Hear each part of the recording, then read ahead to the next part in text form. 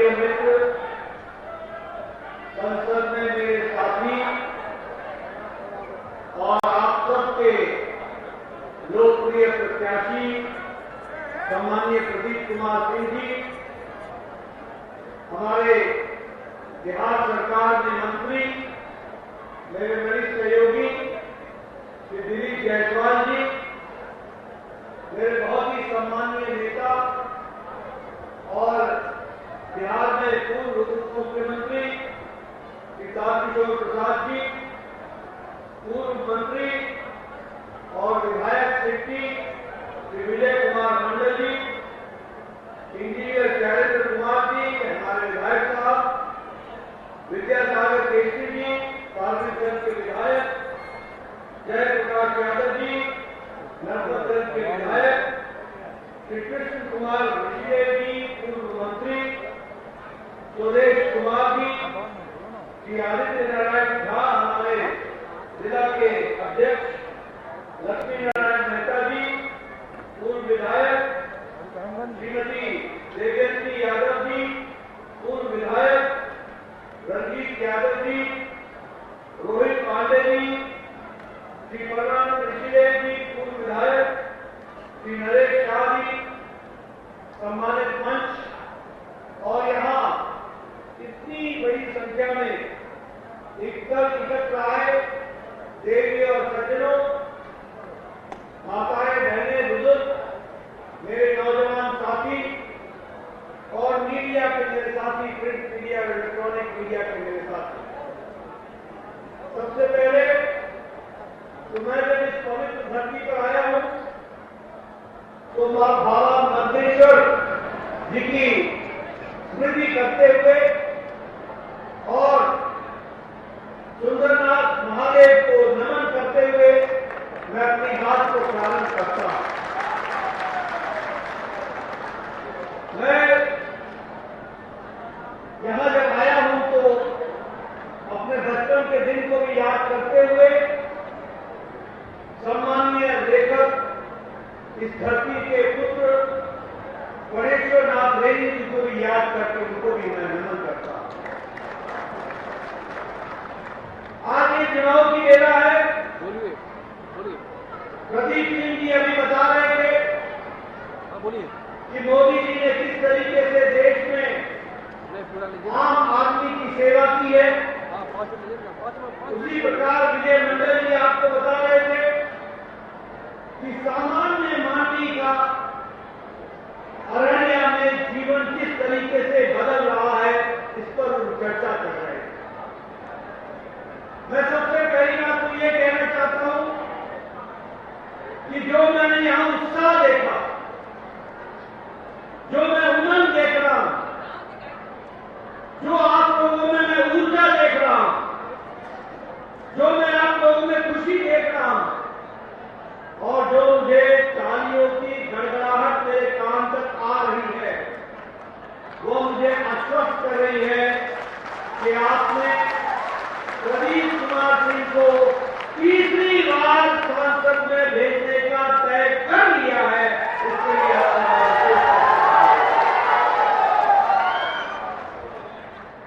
मित्रों, मोदी जी के 10 साल सेवा के रहे, मोदी जी के 10 साल सुशासन के रहे, मोदी जी के 10 साल गरीब कल्याण के रहे।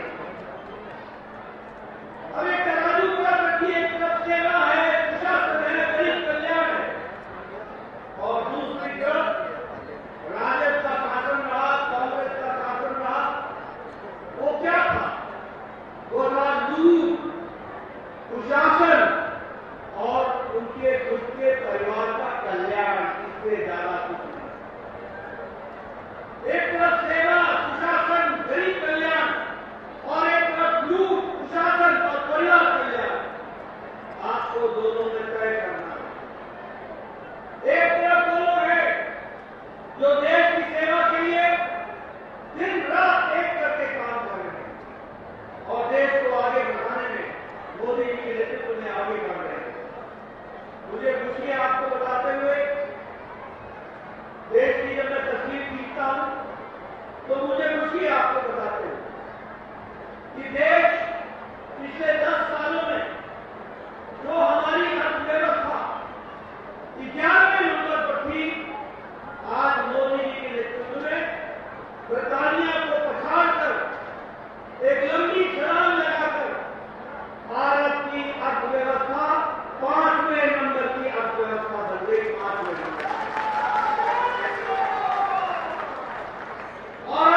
जी को दोबारा चुनाव जिता के भेजेंगे।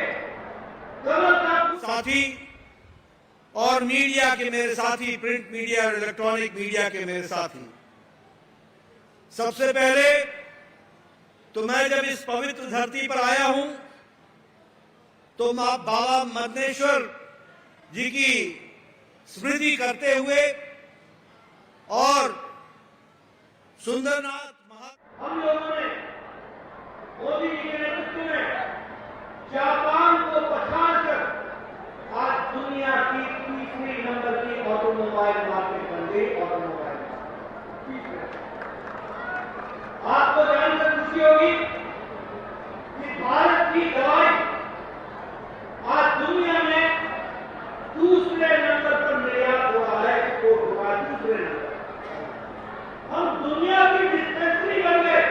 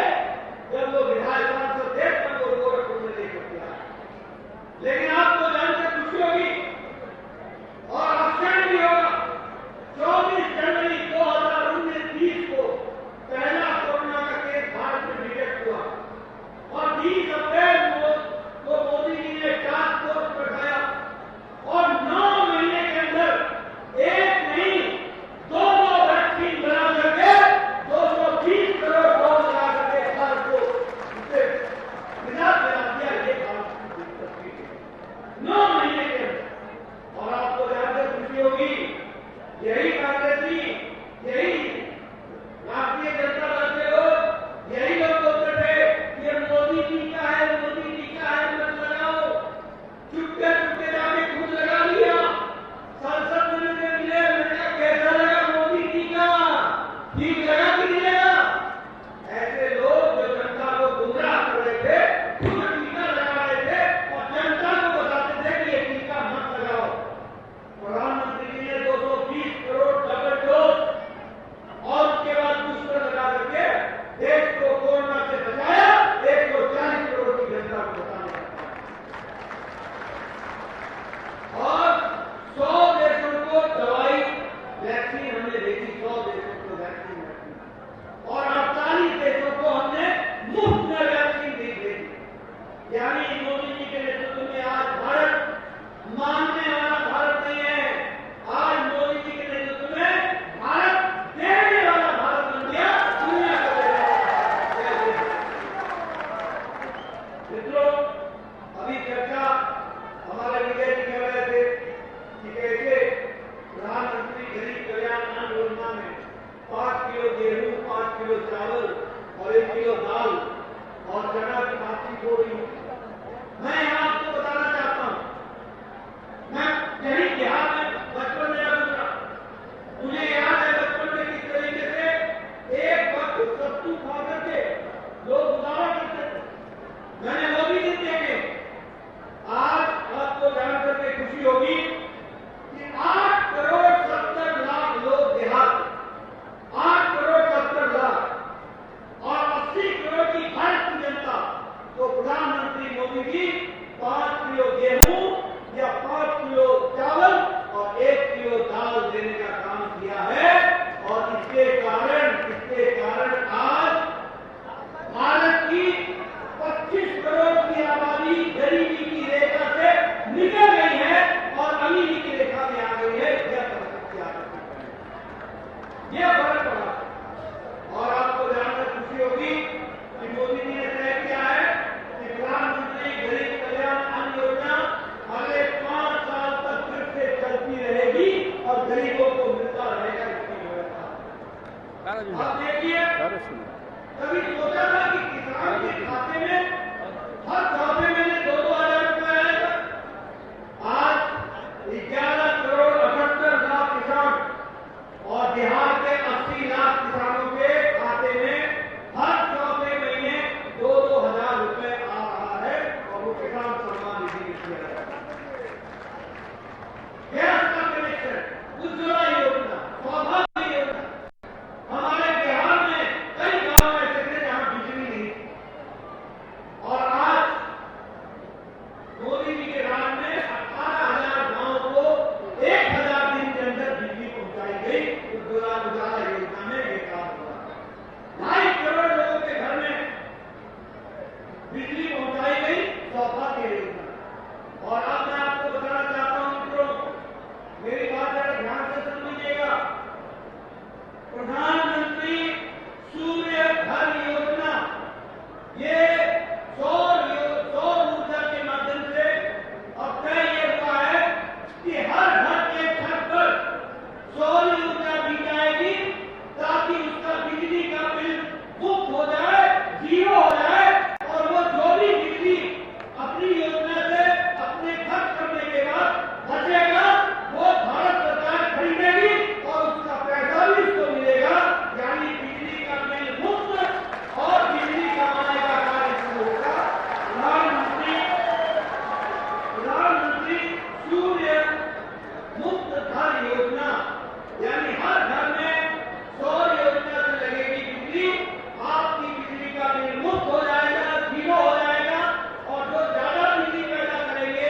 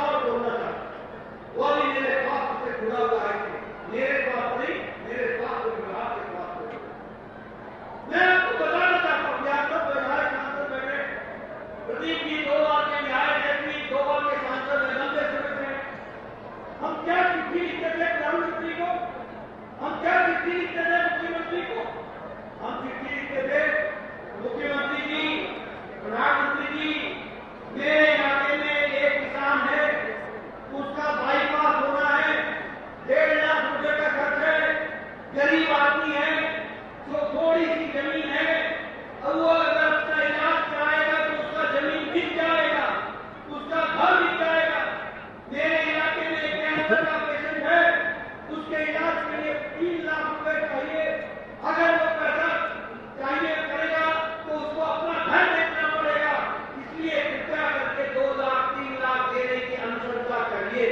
ऐसी चिट्ठियां आप लिखते रहेंगे, लिखते थे और ये लिखते थे 1.5 लाख मांगते थे तो 75,000 मिलता था, 3 लाख मांगते थे तो 1.5 लाख मिलता था। बाकी हम जनता से इकट्ठा करते थे। लेकिन मोदी जी ने आयुष्मान भारत के माध्यम से 10 करोड़ 74 लाख परिवार, 55 करोड़ लोग, भारत की 40% की आबादी और गरीब आबादी, कौन नहीं है गरीब लोग, रिक्शा वाला, ठेला वाला, रेडी वाला, फेरी वाला, सब्जी वाला, बस का ड्राइवर, बस का क्लीनर, ट्रक का ड्राइवर, ट्रक का क्लीनर, कंडक्टर, होटल में वेटर का काम करने वाला, छोटी सी चाय की दुकान चलाने वाला, हमारे कूड़ेदान से प्लास्टिक इकट्ठा करने वाला, सैलून में बाल काटने वाला, ऐसे गरीब लोगों को मोदी जी ने सालाना 5 लाख रुपए हर साल गंभीर बीमारी से लड़ने का इलाज कर रहे हैं। 5 लाख हर साल 5 लाख रुपए परिवार को गंभीर बीमारी से लड़ने की व्यवस्था। और मैं आपसे निवेदन करने आया हूं, प्रदीप जी को जिता के भेज देना। मोदी जी की योजना है कि अगले 5 साल में हम देश का कोई भी व्यक्ति, देश का कोई भी नागरिक, किसी भी जाति का, किसी भी धर्म का, किसी भी इलाके का कोई भी व्यक्ति जिसकी उम्र 70 साल से ऊपर की हो गई है, उसको प्रधानमंत्री मोदी जी आयुष्मान भारत में 5 लाख रुपए का सालाना हेल्थ कवर देंगे। 5 लाख। आपसे निवेदन है कि आप फॉर्म भरवाओ और जो भी घर में 70 साल से ऊपर का है, जो भी घर में, और सबसे बड़ी बात, किसी ने किन्नर समाज की चिंता नहीं की। किस तरीके से बेचारे किन्नर समाज के लोग रहते हैं, मोदी जी ने उनको भी आयुष्मान भारत में जोड़ दिया है ताकि उनके लिए स्वास्थ्य की चिंता हो सके। इस तरीके से काम हो। इसलिए मित्रों, अगर हम बात करें गांव, गरीब, वंचित, पीड़ित, शोषित, दलित, युवा, किसान, महिला, इनको अगर ताकत दी है तो प्रधानमंत्री मोदी की नीतियों ने ताकत दी है। ये आज वो ताकतवर हो गया, आज उसको ताकत मिल रही है। 25 करोड़ लोग गरीबी की रेखा से निकल गए। और विकास की अगर बात करूं तो मुझे खुशी है कि आज 5 शहर स्मार्ट सिटी में आ गए हैं और 5 शहर जो है उसमें लगभग 2,660 करोड़ रुपए बिहार में खर्च हो रहा है। 8 मेडिकल कॉलेज नए हुए, तो किसी ने 8 मेडिकल कॉलेज। मैं अभी पूर्णिया उतरा था, मुझसे बोलते थे उस समय तारकिशोर जी कि आपको मेडिकल कॉलेज दो। आज वहां भी मेडिकल कॉलेज खुल गया है और 8 नए मेडिकल कॉलेज खोले गए हैं और विकास की दृष्टि से जोड़ा गया है। नेशनल हाईवे बिहार में अकेले 3,500 किलोमीटर बना और अब एक कॉरिडोर बन रहा है जो वाराणसी से चलेगा और बिहार होता हुआ रांची जाएगा और रांची से कलकत्ता जाएगा। ये 6 लेन का कॉरिडोर होगा जो बिहार में भी होते हुए जाएगा और विकास की नई गंगा रहेगी, उसको भी हमको ध्यान रखना। उसी तरीके से हमारे रेल का बजट 9 गुना बढ़ा दिया गया है बिहार और उसी तरीके से अमृत भारत में 92 रेलवे स्टेशन को जोड़ा गया है और उनको आगे ट्रीट किया जा रहा है। मैं यहाँ खुशी की बात ये भी बताना चाहूंगा कि अररिया के रेलवे स्टेशन के लिए प्रदीप जी के कहने पर 22 करोड़ रुपए का अमृत भारत रेलवे स्टेशन बन रहा है। वर्ल्ड क्लास का नया रेलवे स्टेशन बनकर के तैयार है। आपके सदर हॉस्पिटल में भी नया वार्ड बन रहा है। इसलिए हर तरीके से विकास, दुनिया में भारत का नाम, देश में भारत को आगे बढ़ाना, देश की जनता को आगे बढ़ाना और देश की जनता के साथ साथ इलाके में हाईवे, रेलवे, एयरवे, इंटरनेट, ये सबको आसान बनाना, इस काम को प्रधानमंत्री मोदी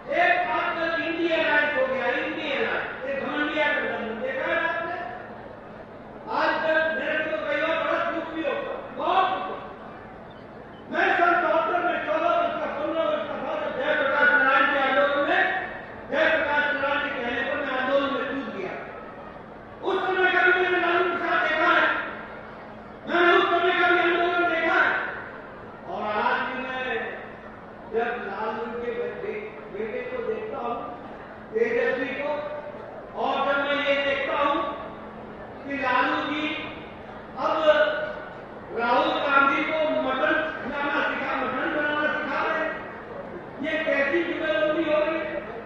जिस जिस जिस लालू प्रसाद यादव ने जयप्रकाश नारायण के आंदोलन से परिवारवाद, भाई भतीजावाद, रिश्वतखोरी, भ्रष्टाचार के खिलाफ आवाज उठाई थी, आज वही आतंक भ्रष्टाचार में डूबकर उन कांग्रेसियों के साथ हाथ मिला करके खड़े हो गए जिनके खिलाफ आपने इमरजेंसी में लड़ाई लड़ी। क्या आपका समय आ गया? क्या स्थिति आ गई? ये राष्ट्रीय जनता दल क्या है? ये रिश्वतखोर जंगल राज दलदल है, जंगल राज दलदल है।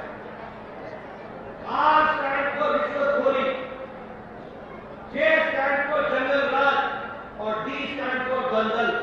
आज ये आपको मैं यहां ये भी बताना चाहूंगा, ये किस चीज का गठबंधन है? ये घमंडिया गठबंधन। ये कौन सा घमंडिया गठबंधन है? ये घमंडिया गठबंधन दो बातों का। एक तरफ मोदी जी कह रहे भ्रष्टाचार हटाओ, वो लाल किले से कह रहे कि मैं भ्रष्टाचारियों को नहीं छोड़ूंगा, जो भ्रष्टाचारी है उसको जेल में डालूंगा।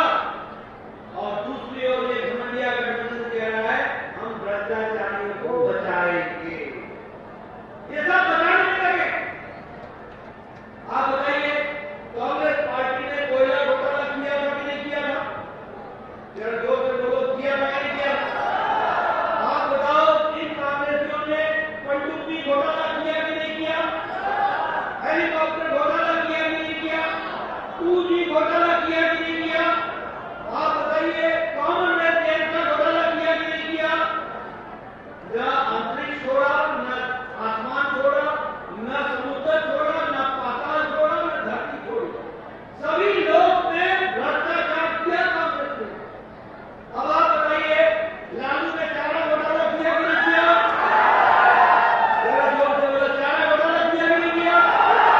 आप बताओ, लालू ने कचरा घोटाला किया कि नहीं किया? आप बताओ, लालू ने जमीन के बदले नौकरी का घोटाला किया कि नहीं किया? गरीब लोगों की नौकरी के नाम पर जमीन हड़पी कि नहीं हड़पी? आप बताओ, ये ममता अखिलेश समाजवादी पार्टी ने गोमती रिवर फ्रंट का घोटाला किया कि नहीं किया? लैपटॉप घोटाला किया कि नहीं किया? अनाज का घोटाला किया कि नहीं किया? आप बताओ, ममता के मंत्रियों ने टीचर भर्ती घोटाला किया कि नहीं किया? बताओ, गाय की स्मगलिंग का घोटाला किया कि नहीं किया? बालू घोटाला किया कि नहीं किया? साउथ में सैनिक के लोग मंत्रियों ने घोटाला किया कि नहीं किया? आप बताइए, अरविंद केजरीवाल ने शराब का घोटाला किया कि नहीं किया? आप बताइए, के कविता ने शराब का घोटाला किया कि नहीं किया? आप एक बात बताओ, सोनिया गांधी जेल पर है कि नहीं है? जमानत पर है कि नहीं है? राहुल गांधी जमानत पर है कि नहीं है? लालू प्रसाद यादव जमानत पर है कि नहीं है? तेजस्वी जमानत पर है कि नहीं है? आप बताइए, ये ममता के मंत्री जमानत